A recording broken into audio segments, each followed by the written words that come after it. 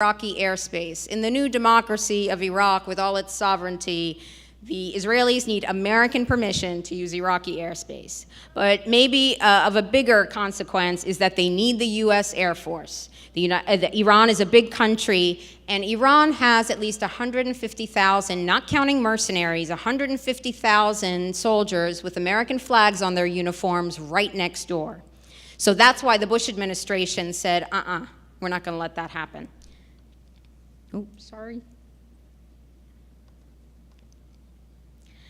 Now, here in America, we say it's better in the Bahamas, but for Israel, it's better with the Obamas. Michael Oren, Israeli ambassador to the US, despite all of the things that are happening in the media saying that, they're very worried about the relationship with Barack Obama, Michael Oren says Obama's response to lost ground during the close of the Bush years, he called that was warm and immediate, so that Israel can maintain its QME, its qualitative military edge. So we are giving Israel cutting-edge technology to give Israel a larger margin of safety. This is from the Jewish Daily Forward, December of last year. The American commitment, and this is what I'm talking about, influence on Congress. The American commitment to Israel, Israel's qualitative edge, is now codified directly into US law as of 2008 legislation. This requires the president to report to Congress periodically on actions taken by the administration to ensure Israel's qualitative military edge. Who are they answering to? We are the constituents, not 8,000 miles away. There has been a report submitted now for what actions have been taken. It's all classified. Now, again, better with the Obamas, increased cooperation since the election of Barack Obama on missile defense. In November of 2009, there was a huge joint American-Israeli exercise called Juniper Cobra, the biggest missile defense dry run ever, using 1,400 US servicemen. What are they preparing for? And is that what you want American soldiers involved in? We are now selling F-35, which are now the cutting edge, the most supreme. I guess if they're going in order, I don't know military equipment. But if you're going up in order from F-15 and F-16 to F-35, that's a big jump. This year, they're supposed to be quote-unquote sold to Israel. We give them the money to buy them.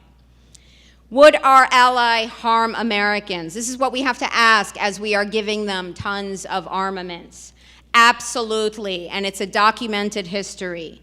There was a false flag operation on June 8, 1967, and the survivors of this are still seeking justice. So let that motivate you forward on finding out what's happening today.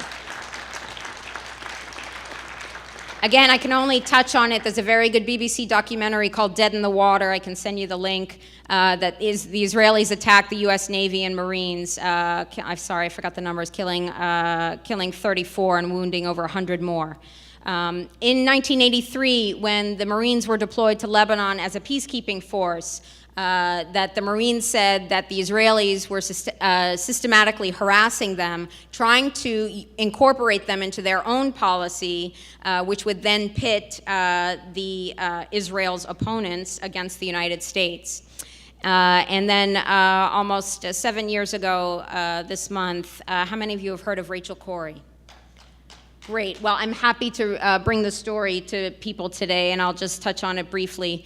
In 2003, Rachel was a 23-year-old college student from Olympia, Washington, motivated by the attacks on September 11th to expand her world, see what was happening outside her comfort zone.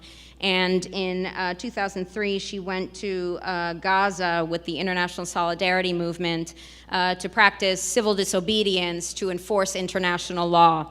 So on March 16, 2003, she stood in front of bulldozers that were trying to demolish the house of a Palestinian pharmacist behind her, which is in violation of international law. In the 3.5-hour standoff, she succeeded in deterring the first bulldozer, but a second one came, crushed her, kept the blade down, and backed up over her. Now, this happened on March 16, 2003. 3 days later, shock and awe started, and Rachel's story was buried in the dirt, as she was as well. As we speak, her parents have finally gotten the civil case to trial. Cindy and Craig Corrie are in Israel now, and they're fighting with the civil case.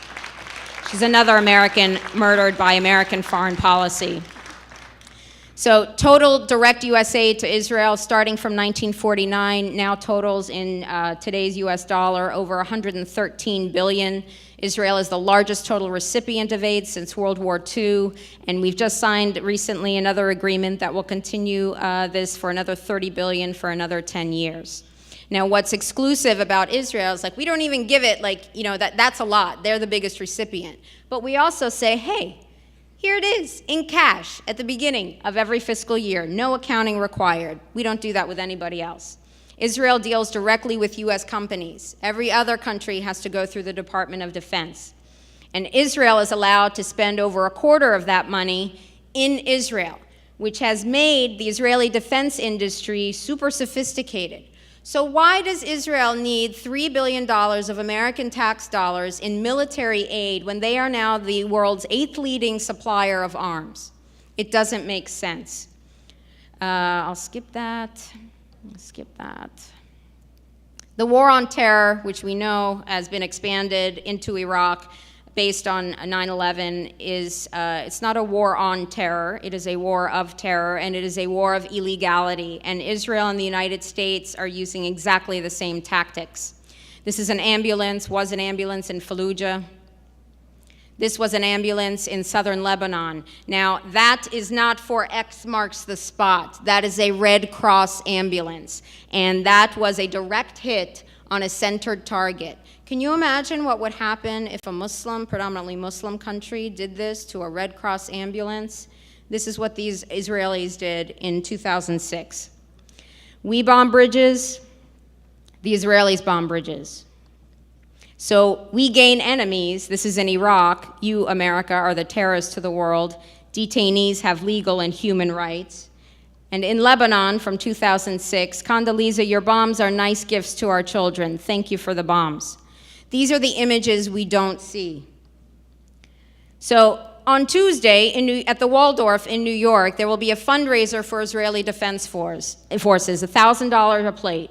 Who is the honored guest? Gabi Ashkenazi, who is chief of the IDF General Staff, who oversaw Operation Cast Lead in Gaza. Now, this is different from the Terrorists for Visa program that we heard of from Dr. Springman, but who is giving this terrorist a visa? If this is who we hang around with, we are going to face the consequences.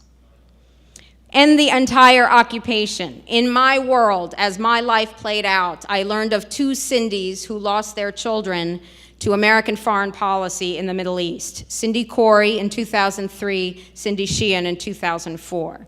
America, get out of the Middle East. We have plenty of things to focus on here at home.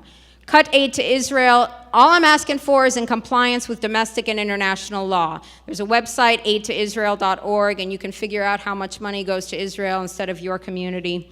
If we want national security, we need to stop denying it for others around the world. Thank you so very much.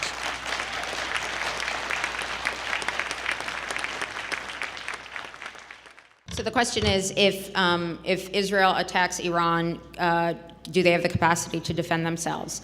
They do, and one of the theories behind sending weapons inspectors into Iraq prior to the 2003 invasion was not just to find weapons of mass destruction, but really to make sure that everything was destroyed, as Scott Ritter swore over and over again that he did his job. I'm not that familiar with Iran, but I do know that they have not been under economic sanctions to the extent that Iraq was. So it's a country of 70 million, and they do have defense systems, and they do have an air force. And if you think about it, it's been a really long time since we've attacked anyone with the capacity to defend themselves. Afghanistan, they have no tanks, no air force. Iraq, no air force, disarmed and starving. Panama, Grenada, big opponents, not so much. What we have in our past is the Vietnam experience, and there will be an incredible amount of bloodshed if that strike happens. There has been already. I just hopefully that won't happen, but there will be consequences, as there are now for the United States, for what we've done.